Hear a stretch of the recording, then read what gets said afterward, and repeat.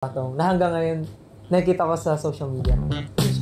Okay. Superior Son 21. Uy, sino yan? Kilala mo yan? Layan? Wala yan. Ako sa fashion and confident ako sa kung ano yung sinusuot ko. So, Naka-perm pa ata ako dyan. Hindi yan. Meron kang Hindi. Korean. Yan yung first haircut ko na maikli na gusto ko. Bukuha ba, Pablo?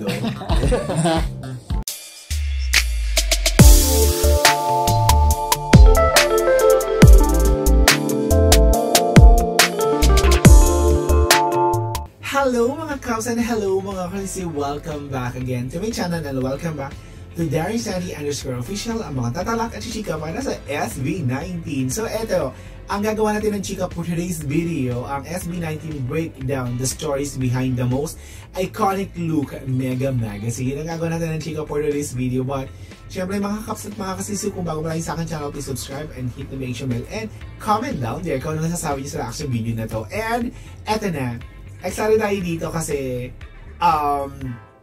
ito yung first time natin magagawa na reaction video para sa SB19, yung mga parang gantong story nila. So excited tayo dyan, so let's go see.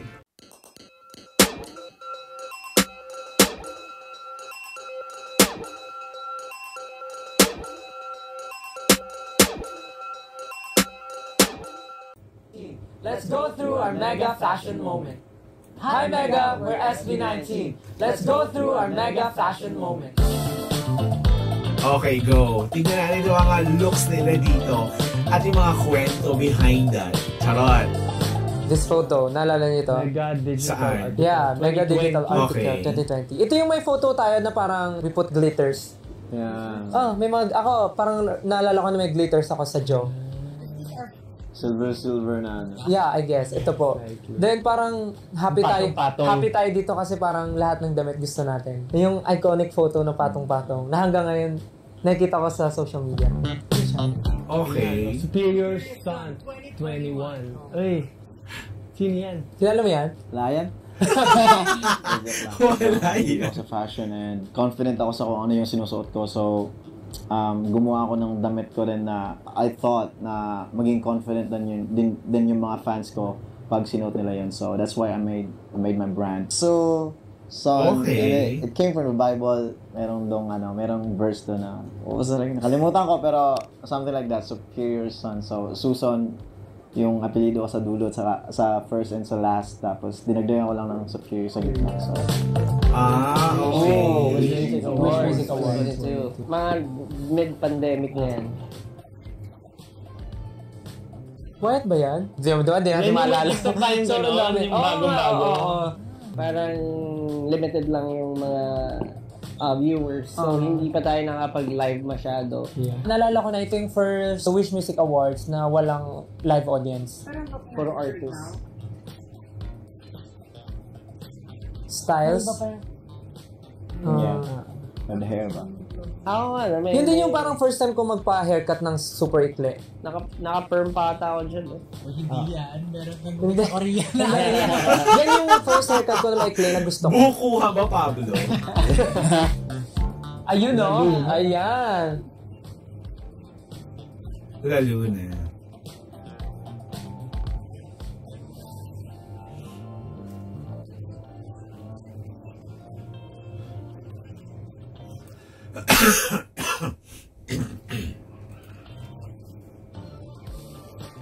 Okay.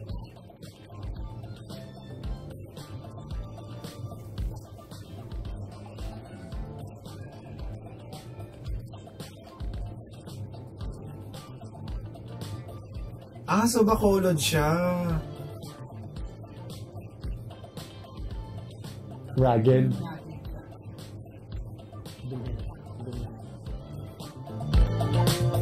Ayun o. Bizarre Society. Diba? Puro mga ano nyo to ha. Mga brand nyo. Nilulumot na background. So Hindi, bawat Bizarre ano Society, sila. ano naman yan, Bawat yung isa-isa nila. brand na binuo ko rin. Kung saan, para ma-showcase yung artistry ko and the friends ko. Kaya siya Bizarre society Society. kasi not Okay. just my artwork but for everyone din. Tapos Bizarre, so kakaiba. And then Bizarre kasi visual art. So yun yung...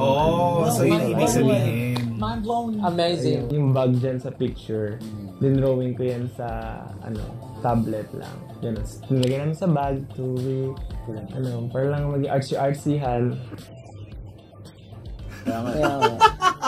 Ay, sinasabi ko na. Ayan! A night with Disney Plus. Pag naalala ko tong photo na to, parang until now, parang hindi ako makapaniwala na nagkaroon ako ng project with Disney Plus. Kasi parang di ba isipin nyo, nag-release na kasi kayo ng mga solo-solos no. And ako wala pa akong plan on doing something alone. Pero nag-reach out si Disney Plus to, make yung ganyang klaseng performance, project. Yun yung surreal moment ko. Ang nag-style sa akin na ito, syempre, Team Rain XM. First. Ito yung first time na naka-work namin sila, pero wala pa si Miss Rain nung time na yun. Yung style ko dito, parang ang peg kasi namin dito, parang kilala si Prince Eric, di ba? Super. Prince Eric. So, The Little Mermaid. Hindi, si Prince Eric, pero gusto namin siya gawin na medyo modern style and ayaw namin gawin yung simple na black and white lang. Kasi yung kasama ko dyan, si Miss Janela and si Zephanie. Tapos nalaman namin na ganyan yung color nila. So medyo tinwist namin ng konti na ganyan yung color para medyo buhay and medyo modern Prince yung dating. Yun! Yung pala yung kwento, no? Pero di pa gabi. Di pa gabi. So, Wild Tonight is an introductory track for me. Showcase ko siguro yung dito, yung different eras of a vampire. Since I was portraying as an immortal vampire, diba? Ganun naman ang mga usual na mas matataas na clans. Pinakita ko yung iba't ibang timeline and pinakilala ko lang kung sino si Josh Cullen. And next time sa akin pala dito, Miss Rain XM. Meron dyan, may long hair, may short hair. May apoy ba dyan? What do you mean? Kasal mo. What do you mean? Okay, next po. Ayan! Putuli na ang joke, ganon. Recent lang yan. Ayaw na nilang pahabain. Naka pa tayo, kakashoot lang natin. Oo, sinut natin to before tour and kaka-release lang ng Gento. Kasi yung buhok natin, Gento ear. Oo, kasi orange hair. Isa rin to sa memorable na mga photoshoot natin. Kasi nagtatago nga tayo ng buhok natin. Wala si Mama Mac niyan, iba yung nag-makeup sa atin. Gusto ko yung suot natin kasi sobrang may kita mo yung difference ng fashion natin bawat isa. Si Josh, gusto niya talaga kita yung skin. I mean, yun talaga yung ni Josh. Kita yung si skin. Justin, gusto niya yung clean lang yung look. Clean but neat. Clean and... Clean but neat? Hindi, clean pero alam mo yun, medyo bad boy. Hindi. Sige, mukha kang Alaska. Natawa si Ken. Tapos si Ken. May clip ang buhok mo dyan, Ken, no? Tapos si Pablo, androgynous style. Parang gano'n. And then ako, parang debonair, gano'n. Debonair. Pero as a whole, parang mapapansin mo siya, group pa din. Hindi nagkakalayo, but merong identity bawat isa. Parang isuot natin ngayon. Ito. DYS Fashion Show. Mr. Neric. First time natin magganyan, rumampa. Di kayo kinabahan? Kabado ako din. Tapos ay, kumakanta lumampa pa kasi sila tayo nito. nung time. Lapit ng audience. Tapos di ko alam anong gagawin ko. Like, kailangan ko ba isipin na galingan ko yung performance ko o galingan ko yung lakad ko? Parang first time natin magsuot ng ganyang style na, for example, ako may malaking ribbon sa likod. Parang, Ako din, para akong bola dyan eh. Parang pang scrub ng katawan.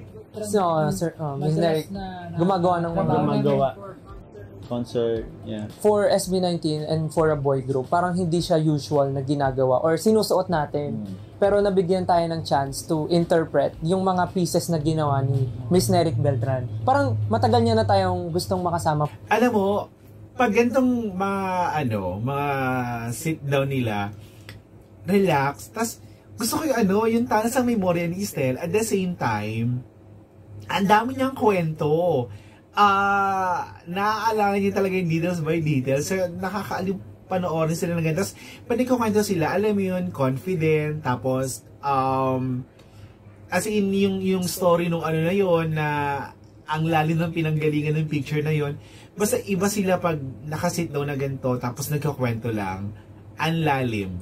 Finally, nagtugma yung schedule and nagawa natin. Ako sobrang fulfilling yun kasi parang iba yung feeling na may mga kasabay kang model na naglalakad. Tsaka na-showcase din yung, di ba, like, medyo feminine yung styling dito, but still, yeah. Di ba? Yeah. Makangas ka pa rin tingnan. Ito rin to. by Sir Francis Libiran to. Yung mga piece namin dito. Yan yung mabilisan lang. Red carpet and performance po. Kinakapit pa sa Bulacan yung costume, nasa Bulacan na tayo. Yung...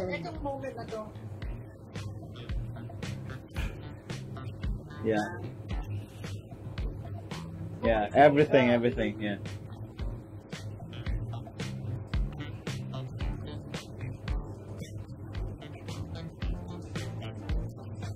Yeah.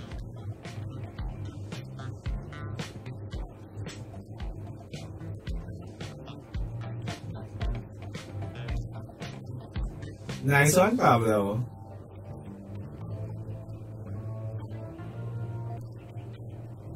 Yeah.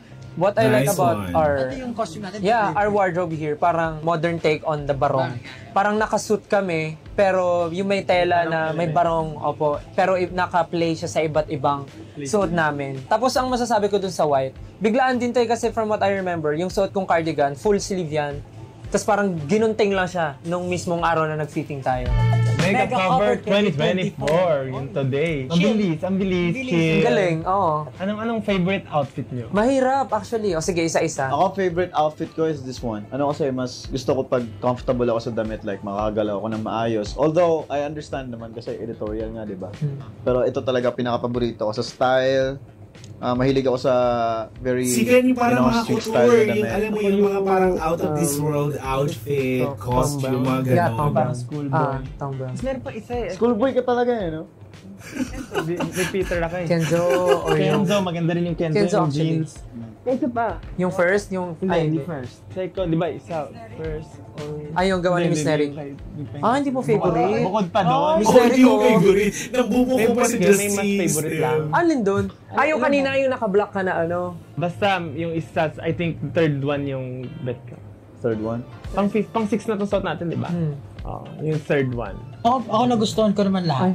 Shorts po. Nagustuhan ko lahat kasi parang iba't iba talaga yung vibe na project ng mga outfit. Yeah. And habang suot ko siya, parang iba rin yung personality ko. Parang gano'n. Every time nagkakaroon ng mga editorial or parang ganitong events or issues, na-explore ko yung iba't ibang klase ng damit.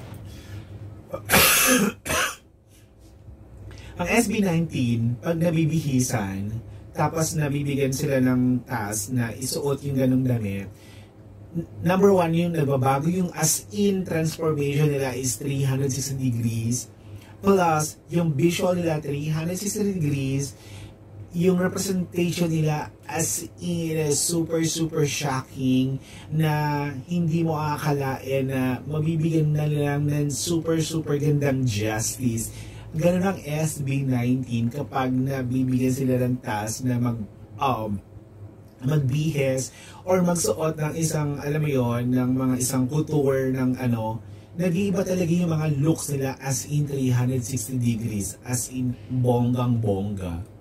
Ako yung yung first layout. Well, lahat naman okay. Hindi ako nagsiskirt type na Pero, yung may brown na oo, yung Fendi collection ba lagay ng yun? paint. Ang tawag dito ni 2024. Justine. Hindi ko siya Oo. style. Pero kasi di ba may Nakadikwatro kasabihan tayo na siya parang dito. hindi mo naman siya, hindi mo masasabing Ang okay sexy. sa'yo unless hindi mo nasusubukan. Nung na-try ko siya na may ganon, sabi ko, okay din pala. Kasi ang worry ko sa mga ganon, for example yung shorts, parang, kasi hindi naman ako katangkaran, nagbumukha akong maliit. Pero dun sa outfit na yon, dahil nga dun sa illusion ng parang skirt na nasa harap, parang pwede pala. Tsaka siguro din sa styling talaga. Dun. Naalala ko nga tama yung black na Yung para black, body, tama, body pala. Ako, Ikaw, Josh. To be honest, gusto ko naman lahat. Pero siguro yung pinaka nagkaroon ng impression sa akin, yung nakapolo tayo. Yung Body. body. Sobrang comfortable lang, tsaka feeling ko, yun nga, very different from what we have been wearing. Yeah. Ayun na yung last. Yun na pala yung last. And that's it, guys. Thank you for watching. Sobrang na-enjoy naman Si namin Steph yun. Hindi Fendy namin talaga napansin na maging last na pala yun. host ever. To get more videos like this, subscribe to Mega's YouTube channel and turn on the notification bell. Bye, Mega! Thank you so much! Bye-bye! Alin si Pablo.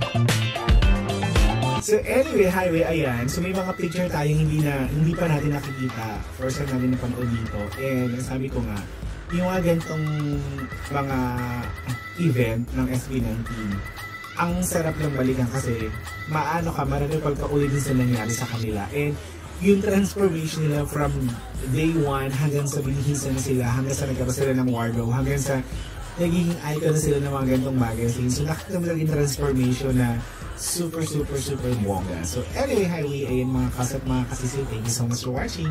Bye!